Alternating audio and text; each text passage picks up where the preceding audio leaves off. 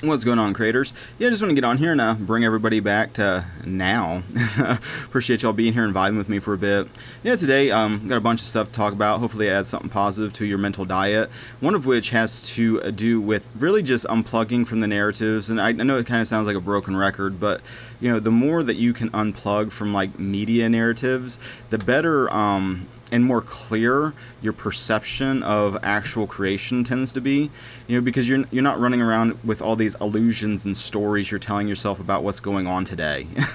You know, it's like if without the constant, oh, the economy, oh, there's this fear, oh, there's this thing to be hysterical about, oh, you hear about monkeypox, oh, you hear about COVID, you hear about the vaccines, you hear about all of this drama, you know, and all of this stuff that's really not even reflective of, you know, physical reality. You know, it's all narrative driven. And so instead of letting others program the narratives you're telling yourself about what's going on in your life, you know, start to take ownership of what's going on in your life and take charge of the narratives that you're telling yourself. You know, where some people at the moment could be just in total hysteria and fear about like the economy or, you know, some whatever's on like the next talking point, you know, but that's what's hitting the radar at the moment, you know, for me at least. You know, oh, the economy, oh, you see the inflation, oh, you see this, you see that, and it's like, I don't let that affect how I see the abundance all around me, you know, and I don't live in fear because of some imaginary economy. You know, it's like the more that you kind of, I don't know, have a business or like see how things really work, the more you realize what an illusion all that really is. You know, that's coming from a perspective of fear and scarcity that is completely artificial. You know, it's not real. You know, and knowing that it's not real, you know, it makes it a lot easier to be more what is the word I'm trying to say, like discerning, but like picky. You know, it's like when you have a choice between listening to illusion and hysteria and fear, or, you know, filling your mind with either what's going on in your life, what's going on with your family, what's going on with something you can steward, take care of, grow better and better, evolve, or just like what's going on inside of your own being, really. You know, because really the only thing that's separating you from being happy or feeling peace or feeling like contentment right now is the story you're telling yourself about why you should be miserable, why it sucks, why today is miserable or whatever. And I get, you know, that sometimes there's drama and shit that manifests unconsciously that just sucks, and it's like, you know, draining, and it's fucking just like, oh my god, another thing to deal with, you know. But the more that you're able to kind of clear out the clutter of just the noise that can start to come into the world and into your perception of like the world. You know, it's like I have a hard time even getting on like something like Twitter or Facebook, because it's just so it's almost just like having a visual representation of just racing thoughts of just chaotic mind. You know, it's like, oh, you know, it's just one, you know, blah blah blah, just drama, or just fucking just awful takes, or just, you know, just perspectives that just aren't in harmony, you know, with like the walk you've had in life, where you know through your own personal experience that they're just full of shit, or just wrong, or they just don't get it, or whatever.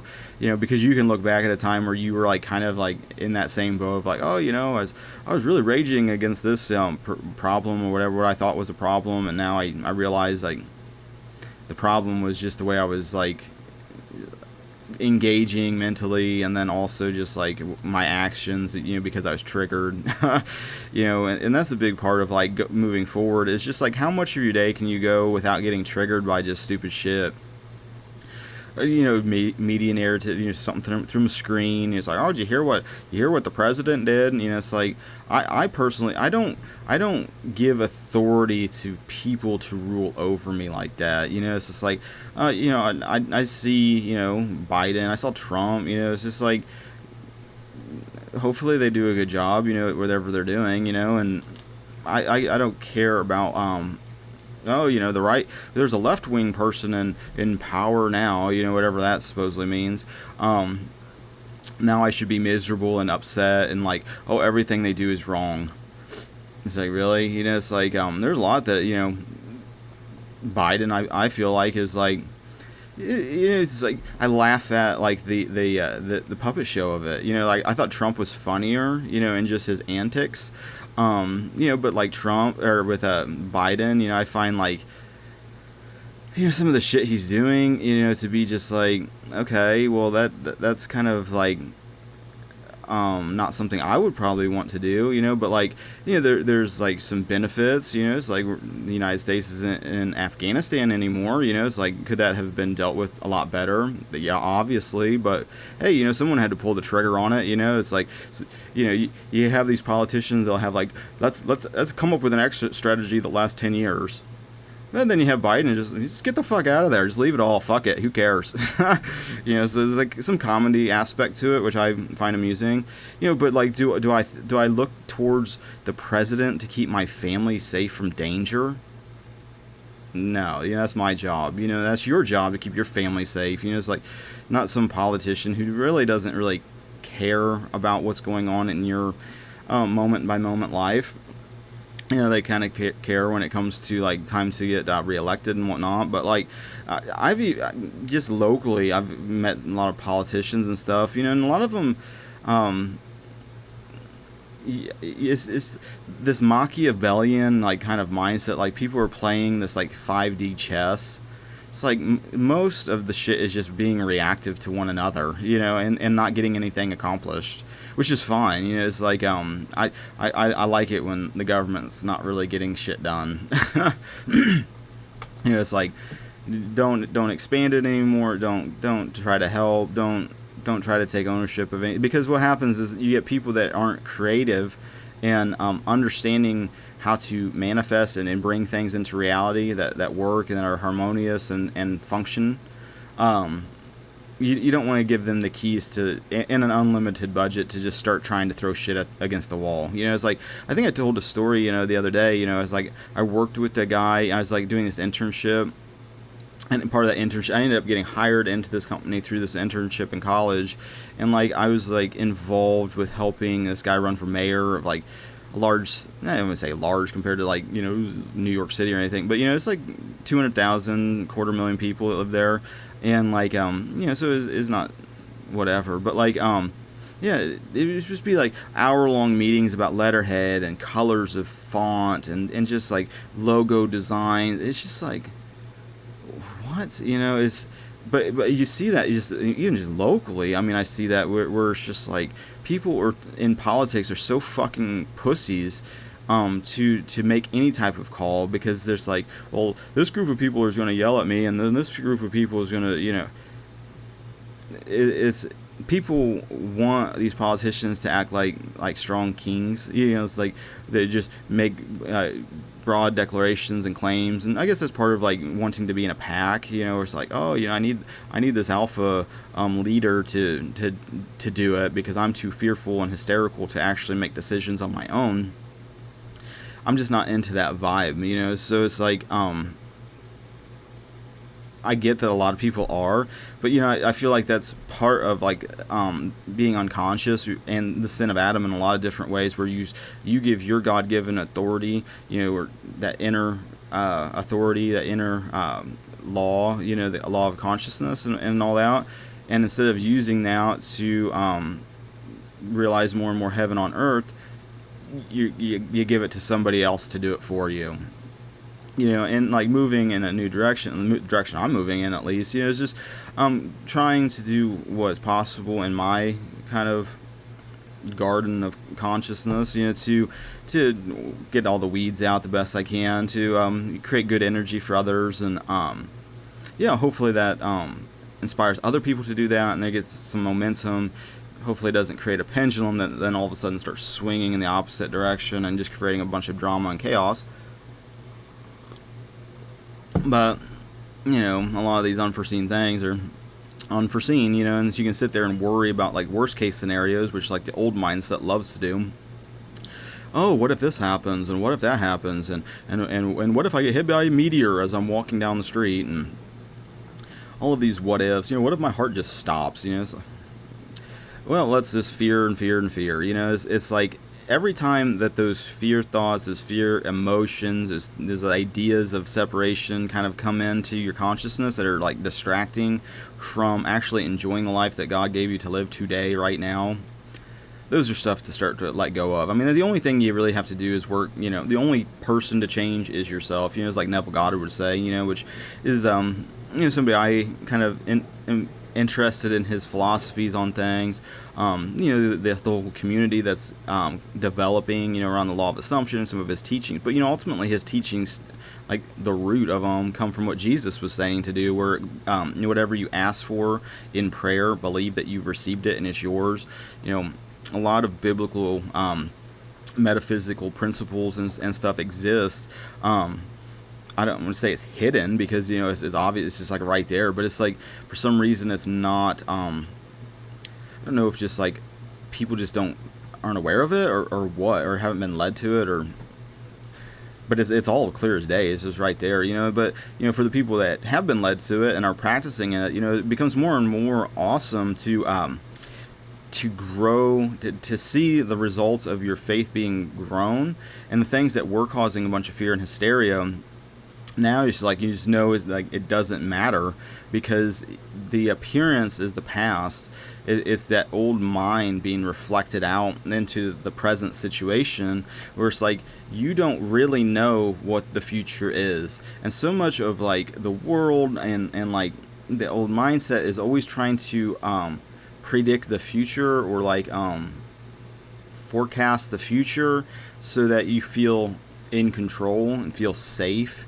But really, in doing that, it's counterintuitive. It doesn't make you safe, and it just perpetuates these loops of error and doubling down on it. Where it's just like, oh well, if we just had 100% compliance and 100% of people bending to my will, then I could be then I could feel safe, then I could be happy, then we wouldn't have this problem.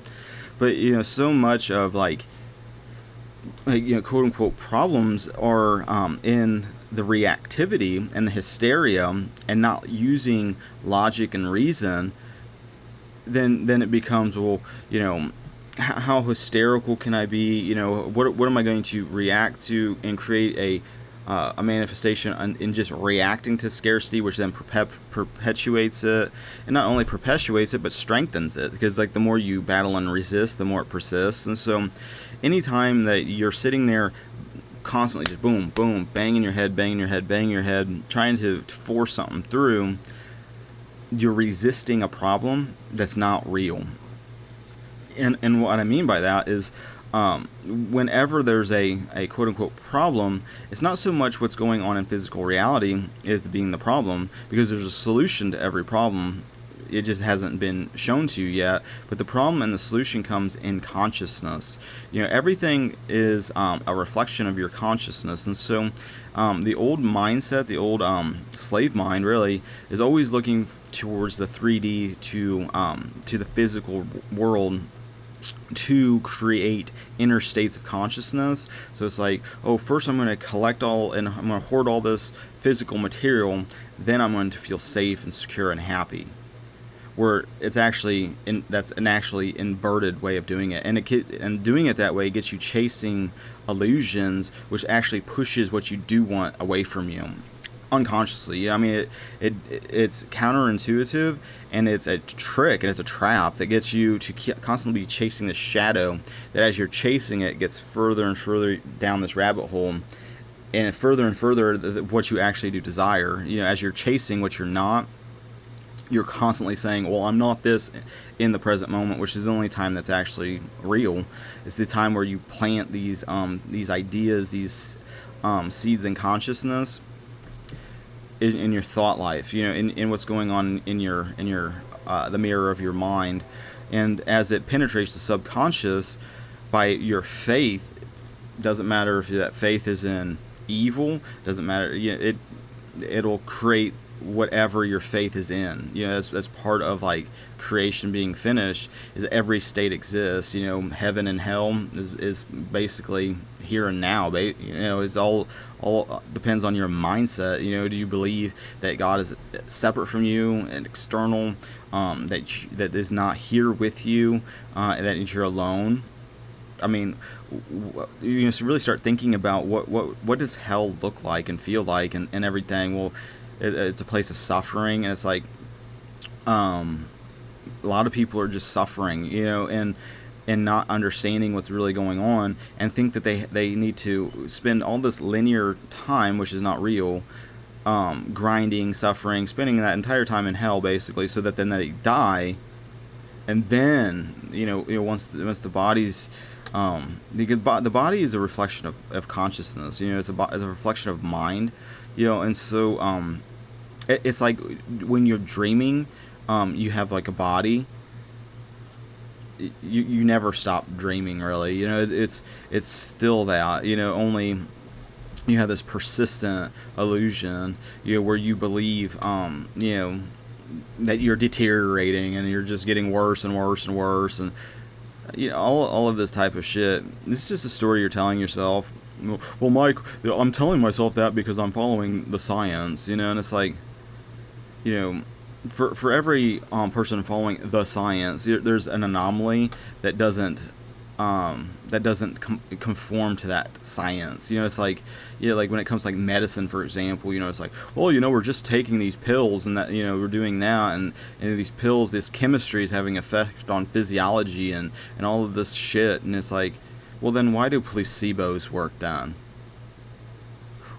Well, shut the fuck up, you conspiracy theorists. It's like, okay, well, yeah, I'm not into just blindly just following the herd on just different things. So it's like, I don't expect these concepts to be popular, you know, but maybe they will be, you know, because it's the reality. I mean, it's the truth of what's going on. It's like your consciousness is like having a gigantic impact on your life and the reality, because everything is connected. You know, it's like there's so many examples, you know, just like from my own life of seeing this play out. This is why I encourage you guys to test it so you can see it for yourself, and it's like you don't have to depend on these like middlemen out here, these experts. You know, again, disregarding the inner guidance system that God gave you, your common sense that God gave you, all of this stuff that's inherent.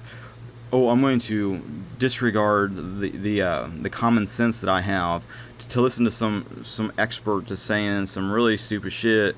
But you know, but it seems like, you know, that they're smart, you know, because they're like in these positions of authority, and so you know, and so like a lot of people are just like, well, it's like the Milgram experiment, you know, where it's just like, well, some expert told me to electrocute this person, so I mean, what do you want me to do? You want me not to shock this person to death? I mean, the guy's got a fucking lab coat on. It's like, come on. Yeah, but a lot of people are really weak in that area for some reason. You know, it's like, I don't know if it's because of just this indoctrination you know, you go to school, then you go to this job, and then you just have to keep conforming. You know, I've seen this, I forget what show it was even on, but you know, it's like people sitting in this waiting room and like this bell started dinging. So you had this stranger walking into like this experiment. Everybody else was in on it except this other person. Well, every time this bell rang, you know, they stood up. Eventually, this person started just conforming to it, even though it made no logical reasoning or sense, or there's no point to it. You know, they didn't want to seem like the odd person, even though their environment was odd, which is a big, you know, problem with what's going on in like the world. I mean, it's like you know, it's the keys to the loony bin is like the insanity is like normal. It's like you know, probably 60-70% of the population is probably clinically insane on some level, or at least, you know, acting insane at times, just because they want to conform because they're cowards. But like anyway, this lady kept doing this and going, oh, the bell rang, she stood up. Well, then she found herself alone. They took everybody else out of the waiting room, and she was still doing it. even though there was nobody else doing it. And then they had then participants in the experiment who were also not in on it. They came in, and this person was continuously doing that, and they're like looking at it like, what the fuck are you doing? And it's like, well, the other people are doing it, and it's like, there's nobody else here. What are you doing? It's like, I look at that as being super weak behavior, super prey behavior, which when you spend a lot of time around animals and nature and stuff, I mean, you can really see that dynamic at play, like prey behavior versus predatory behavior. I see it a lot of times, with like the chickens, because there's like a pecking order. There's like a hierarchy to how they govern themselves. It's weird, because I thought you could like tame a chicken. It's like, because we got them when they're like this big. I mean, they're just tiny, straight out of the egg, basically. A couple weeks or days, I don't know. But like, I thought, you'd be around them enough, you handle them, that they would become more domesticated. But no, I mean, they just don't have it in them to.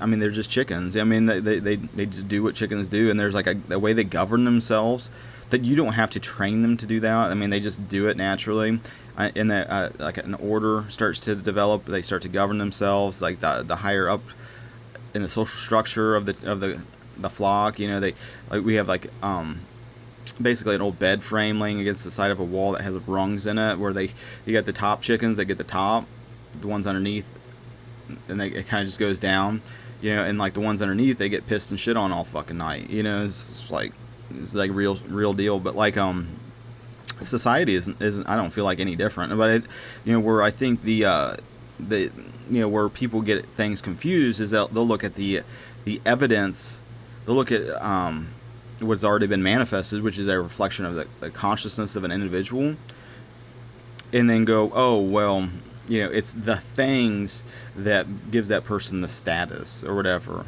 not making the connection. It's the consciousness of the individual that manifests those things, a lot of times unconsciously. Like a lot of times people don't realize it unless they've been practicing some of these techniques and ways of being, and are kind of awake to it. But other people are it's just what they were brought up with. But then kind of what we're all doing is looking at our life, see what's manifested already, and plucking the weeds out of it. Looking at the limiting beliefs and the assumptions that don't serve who you are now, who you're desiring to be, because you can be, do, have anything. That's part of like part of this flow, and realizing that more and more so now. It's like it's not coming in the quote unquote future. It's like you are already blessed right now, and the only reason that hasn't manifested fully for you is because you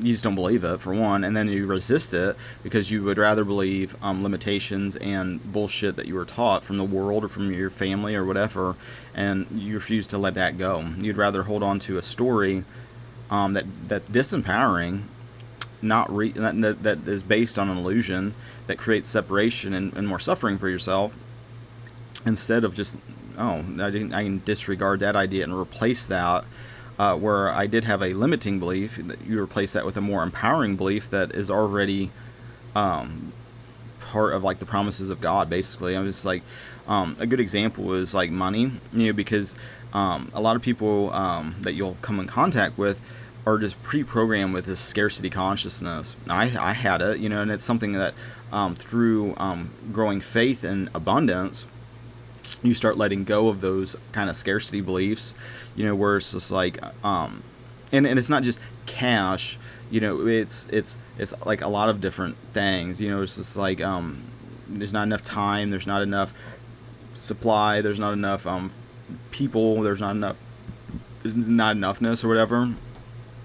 The more that you start putting your faith in abundance and that God is your provider, your supply, the more you start seeing that faith being rewarded, and you start letting go of the limiting beliefs of scarcity, replacing them with, God provides. And the more that you just trust that, the more it's just like, you don't even have to put in, it's just like, it's just be like a knowing. It's not really like a thought that you're believing. It's just like a knowing that it's just like, oh, when I drop this, it's just gonna fall. It's the same type of knowing. It's just like, oh, I don't have to worry about where it's going to come from. God's going to need to lead me down a bridge of incidents, and it'll all work out. It's like I don't got to worry about it. Worrying in itself is like what you need to stop doing. And you only stop doing that now. And so it's like, are you worrying right now? Are you freaking out about something? Is somebody got a health problem? There's like, oh, whatever. Be all sorts of things. That's what you need to start addressing, and you address it only ever now. It's like if you aren't addressing it now and you're allowing these thoughts to run rampant and penetrate your subconscious mind because you believe them, you believe the limitations, you believe that these beliefs are true. Well, your subconscious doesn't give a shit. It's impersonal. Okay, well, you believe you're a weak loser. Everybody that you interact with is going to start reflecting that belief back to you because you're not respecting yourself. People aren't going to show you respect in return because we're all connected. It's like it happens so naturally that that it's easy to overlook it. But it's like everything that's going on with anybody is they acquired the thing, the relationship, the cash, the supply, the good breaks, the luck, the whatever, in consciousness first, and then God rewards that externally, and people can see that then, and so like you don't really have to keep begging and pleading and hoping for this imaginary future. You just need to realize that you are already blessed right now, and you've already been given. Just like you're blessed. You got everything that comes from being blessed right now. It's like no matter what situation happens in the here and now, it's not going to happen the same way that you're used to. Your slave mind is going to be used to worst case scenario manifesting, more separation, more fear, more. But there's only one energy. There's only one creative source. And it's either a supply of it or what happens when it's cut off.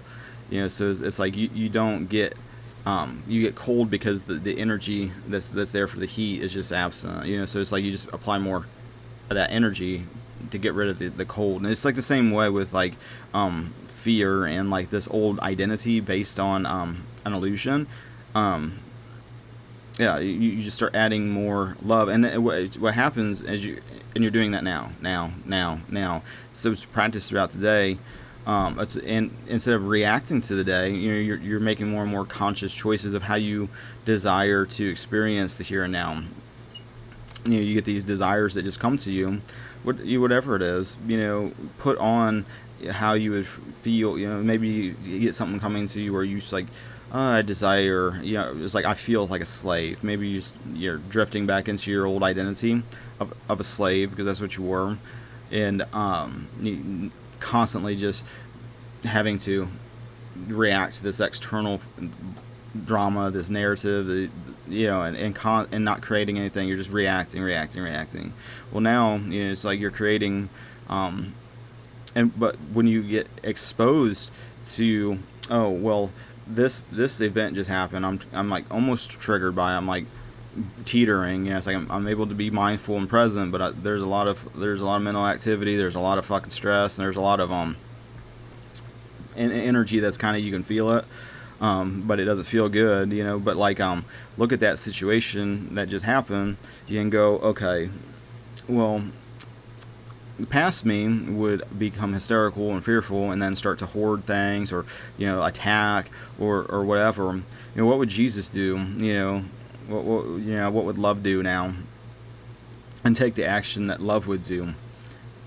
And you'd be surprised, because it's hard to make that first jump at first, until you start doing it over and over and over again, and you start realizing that's the solution. The problem and the solution come at the same time. So if the problem is in your thoughts of like fear and hysteria, the solution is, for one, remembering who you are in Christ, and that thoughts and your kind of inner world is projecting outward, and what you're experiencing is an illusion, and that God will show you, will correct it, in consciousness, and you'll see that reflected, carried out in physical reality then too. So it's like, first you become still, ask God what to do, thank God that that you don't really even have any problems anymore. Having problems is an idea from like the old slave mind that's filled with problems. It is a problem. That is the problem. You know, so if you're experiencing problems, you're drifting into the old identity. You need to put on the new identity where you're not cursed, you're blessed. You know, so it's like, what would happen for a blessed person that's experiencing this? It's like, oh, well, there was some drama, and it all, you know, kind of worked out, and then like everybody was like fill in the blanks, you know. So start moving your mindset into how would this play out for a blessed person? How would this play out for Jesus? You know, how would this play out for, you know, if you were in heaven? You know, how would this play out, you know, with God being in control? You know, because a lot of your fear and hysteria comes from a belief in two powers. It comes from a belief that, oh, some satanic thing, he has some power over the situation. You know, that's not walking in victory. That's, you know, and like a lot of that has to just trusting that God's in control, not some devil that you've created to be afraid of. But you know, there's only a divine order. There's only a divine law, either working in one of two ways. But it's only one law. You know, it's only one thing going on. It's either but that's for you to test for yourself. It's a pretty bold claim, but you know, test it for yourself. A lot of the stuff that has about zero resistance, a lot of times that manifests like instantly, especially the more you let go of your belief in linear time, and you need all this time to accomplish it. You know, a lot of that's just programming. It's like start making quick decisions. Boom, now.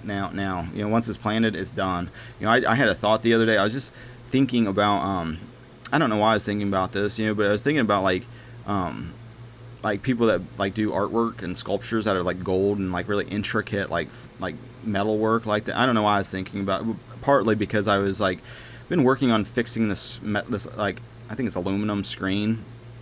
The guy working for me like got really rammy trying to get the thing put back in, and popped some pieces off of it, and so it's just all tore apart. So it's like trying to get it stuck back together, and it was just like kind of a bitch. And it's like finally think I got it, you know. But like I just started thinking about like it's just like having to do this like really intricate like metal work and stuff.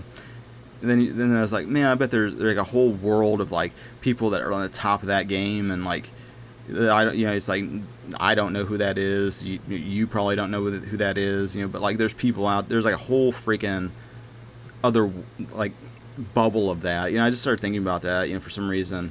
Well, next thing you know, is like sitting with my wife, and she was working on a project, and I was getting ready to eat dinner and whatever, and I just happened to turn on like I think Netflix, and it's like, oh, new episodes of Pawn Stars.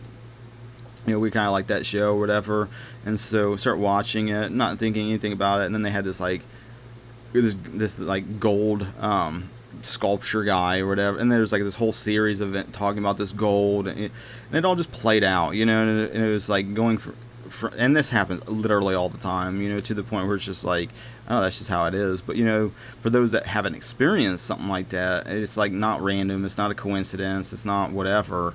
It's like the more consciously you're not just letting your, because you aren't your thoughts for one, most people are identified with their thoughts, but like the more that you're able to kind of be the observer of the thoughts and let them come and go,